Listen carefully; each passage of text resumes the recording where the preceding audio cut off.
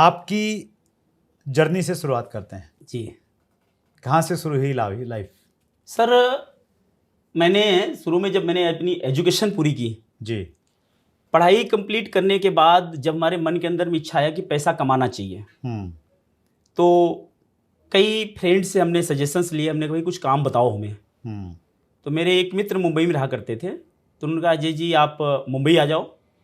यहाँ मुंबई जो है माया नगरी है, आर्थिक राजधानी है, यहाँ जो लोग आते हैं सब सेट हो जाते हैं, आप आ जाओ काम मिल जाएगा। अच्छा।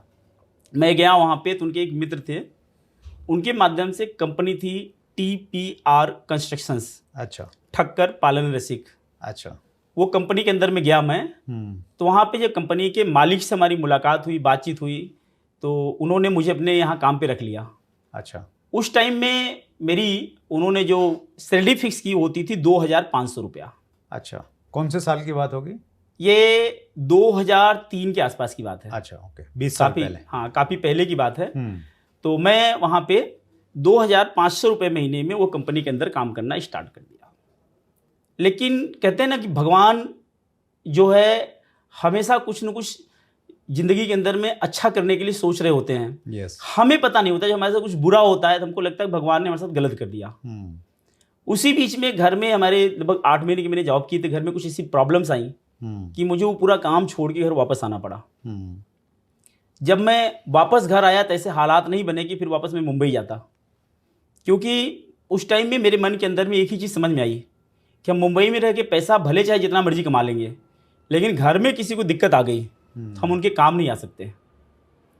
तो वो चीज़ मेरे लिए बहुत एक तरीके से हृदय विदारक थी। ओके। तो मैंने निर्णय लिया कि हम पैसा 2 रुपया कम कमाएंगे, लेकिन यहीं पे कमाएंगे। राइट। तो मैंने कुछ लोगों से हेल्प लेके मैंने एक दुकान खोली हार्डवेयर की। वो दुकान मैंने काफ़ी लंबे टाइम तक चलाई। कहाँ? प्रयागराज में? प्रयागराज हंडिया तहसील में। अच्छा। यस। तो काफ़ी टाइम तक दुकान चलाई, लेकिन दुकान अच्छी नहीं चल रही थी। इसको भी मैं मानता हूँ कि भगवान की मर्जी थी, उनकी कृपा थी जो मेरी दुकान नहीं चली। यस। तो जब दुकान अच्छी नहीं चली तो लोगों ने कहा कि जब तेरा चल नहीं रहा तो चेंज कर ले। हमने क्या किया जाए? तो लोगों ने सजेशन दिया कि स्टूडियो का काम बड़ा अच्छा चल रहा है। अच्छा। फोटो स्टूडियो भी, सामने कॉलेज है तो आप लोग हैं फोटोकॉपी वगैरह ये सब सारा कराते हैं। तो मैंने उस दुकान को बंद करके सेम कमरे के अंदर में मैंने एक दूसरी दुकान खोल दी फोटो स्टूडियो की। उसका नाम रखा अर्जेंट फोटो स्टूडियो। अच्छा। उसको भी मैंने काफ़ी दिन तक चलाया।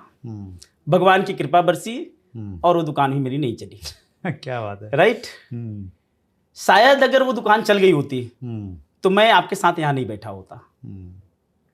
उसी टाइम में एक शख्सियत वहाँ पे आए, उन्होंने ये इंडस्ट्री के बारे में हमें परिचय कराया। नाम उनका लेना चाहेंगे, जसवीर सिंह जी। तो वो इस इंडस्ट्री के बारे में परिचय कराए। उन्होंने बहुत डीपली इसकी नॉलेज दी। हमें फेथ नहीं था, हमने उसको प्रत्येक एंगल से चेक किया। वेबसाइट पे उनका मैंने पे आउट्स देखा, उनकी पासबुक मैंने देखी। मतलब फेथ नहीं आ रहा था, बड़ी पे आउट्स वो दिखा रहे थे।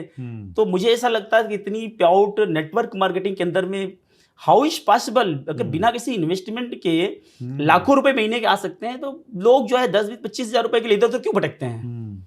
तो नॉट डाइजेस्टिव, मेरे लिए बिल्कुल डाइजेस्टिव नहीं था। तो काफ़ी लंबे चर्चा के बाद जब हमने उसको बहुत डीपली समझा तो मुझे लगा कि yes I can do it, मैं इसे कर सकता हूँ।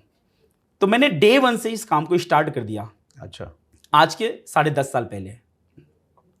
उस टाइम में मेरे पास एक बहुत शानदार साइकिल हुआ करती थी, और साइकिल से मैं काम शुरू किया। तो साइकिल में भी हम टाई लगा के निकलते थे। अच्छा। अक्सर करके उसकी चैन जब बाहर निकल जाती थी लोग अपनी मोटरसाइकिल धीमा करके मजाक उड़ाया करते थे। तो वो अपना अलग हंसते थे, मैं अपना अलग हंसता था।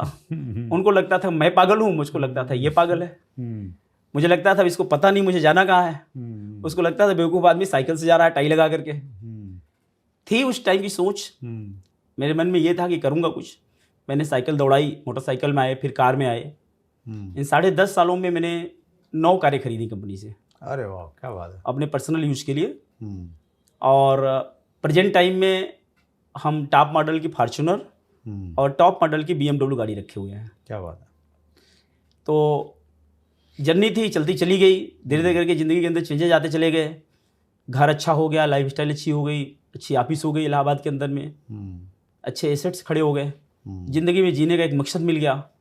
और इन सब चीज़ों से सबसे ज़्यादा मुझे जो इम्पोर्टेंट चीज़ मिली वो लोगों का प्यार मिला मुझे, बहुत भर के। क्या बात है। बहुत सारी इंडस्ट्री के अंदर लोग पैसा बहुत कमा लेते हैं, लेकिन उनकी सिर्फ पहचान नहीं होती।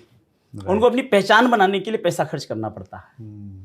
और हम ऐसे शख्स हैं, नेटवर्क मार्केटिंग इंडस्ट्री एक ऐसी इंडस्ट्री है कि पहचान और प्यार लोगों को फ्री में ही मिलता है, और जितना ज़्यादा प्यार मिलता है उतना ज़्यादा पैसा आता है। तो ये डॉक्टर साहब, ये बिल्कुल आपने सही कहा, ये डायरेक्ट सेलिंग इंडस्ट्री एक ऐसा पैकेज है जी जिसमें सारी चीज़ें, मतलब पैसा खूब सारा है, टाइम फ्रीडम जितना मर्जी एंजॉय कर लो जी, सिक्योरिटी इतनी है कि आपकी नेक्स्ट जनरेशन में बिजनेस चला जाता है भरपूर, और पर्सनैलिटी डेवलपमेंट बहुत हो जाती है। जी जी जी। सुख सुविधाओं की बात करें तो आपने बताया साइकिल से सफ़र शुरू किया था, लग्जरी गाड़ियाँ आ गई हैं, और मुझे लग रहा है 5-7-10 देशों में भी घुमाई हो गई होगी। यस, और उससे ज़्यादा ही हो गया होगा। तो अल्टीमेट पैकेज, और यही चीज़ मुझे भी बहुत अट्रैक्ट करती है डायरेक्ट सेलिंग में। बाकी ये सारी की सारी चीज़ें एक साथ नहीं मिल सकती जी। कहीं ट्रेडिशनल बिजनेस में हो सकता है बहुत सारा पैसा मिलेगा तो बाकी चीज़ें छूट जाएंगी, लेकिन डायरेक्ट सेलिंग की खूबी यही है कि हाँ, ये सारी की सारी चीज़ें एक साथ में मिल जाती है। बहुत बढ़िया डॉक्टर साहब।